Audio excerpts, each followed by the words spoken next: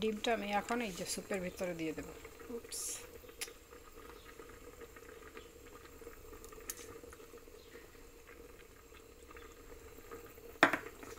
এখন মাখাই হইতে থাকবে।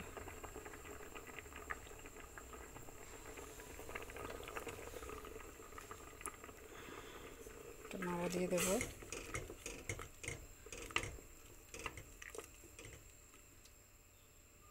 ব্যাস, একটু পরেই হয়ে যাবে সুপি নুডল,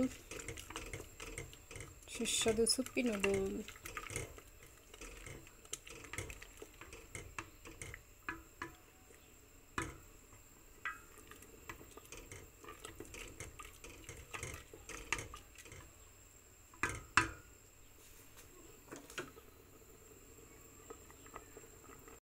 মধ্যে সামান্য একটু লবণ দিয়ে দেবো, একটু লাস্টে চিনি দিয়ে দেবো, এখন না পরে আর কি, যখন ফুটে উঠবে তখন।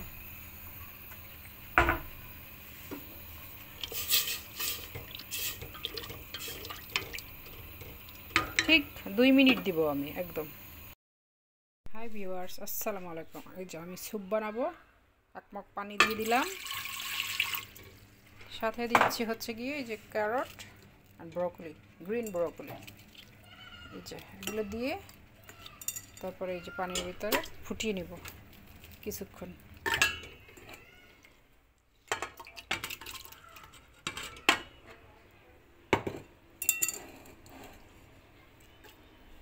চুলাটা ধরিয়ে দিলাম, থাকো।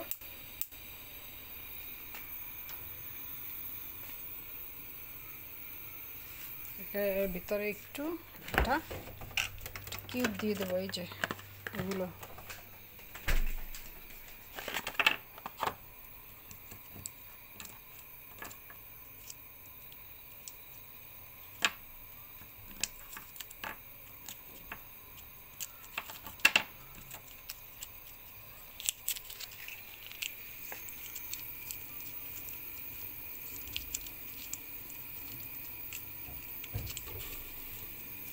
এক হাত দিয়ে করতেছি তো একটু।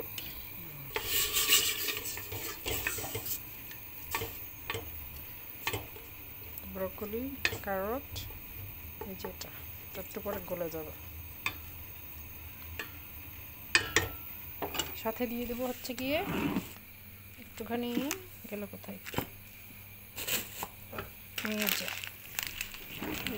ছোটো ছোটো চালের মতো পাস্তা এখানে আমরা পাই কিনতে ইটালিতে, এই যে রিজনি বলে, এটা চালের মতোই দেখতে, রাইস তো, রাইস থেকে রিজনি। এই যে এতটুকু এতটুকু, এখান থেকে সামান্য একটু 1 মুঠ দিয়ে দেবো, 1 মুঠখানে।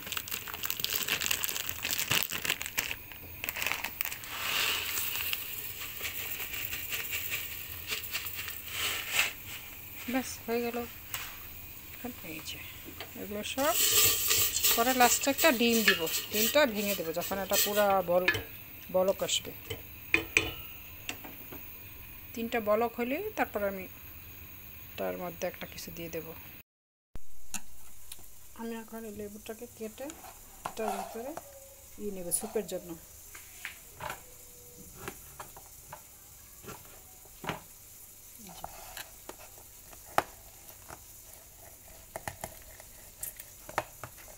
স্কুইজ করে নেব এটার ভিতরে।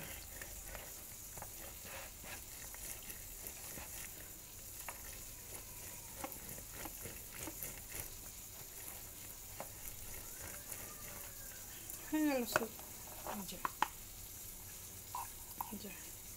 রস এটা স্যুপের ভিতরে ঢেলে দিব।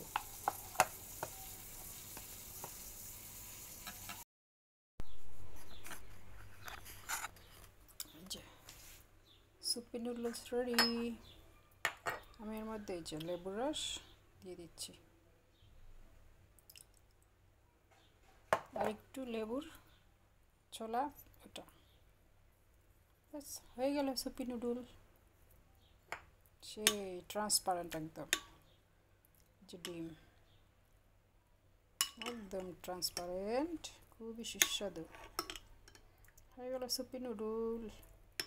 যে ব্রোকলি, ক্যারট, ওই যে ছোটো পাস্তা রিজিনো, এই যে স্যুপ হয়ে গেল, সুস্বাদু স্যুপ অ্যান্ড হেলদি। খেয়ে দেখি তো।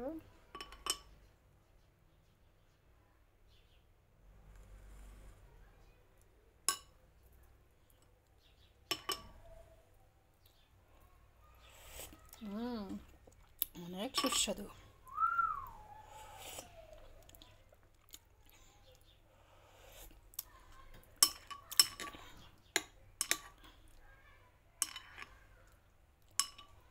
Like, comment, subscribe.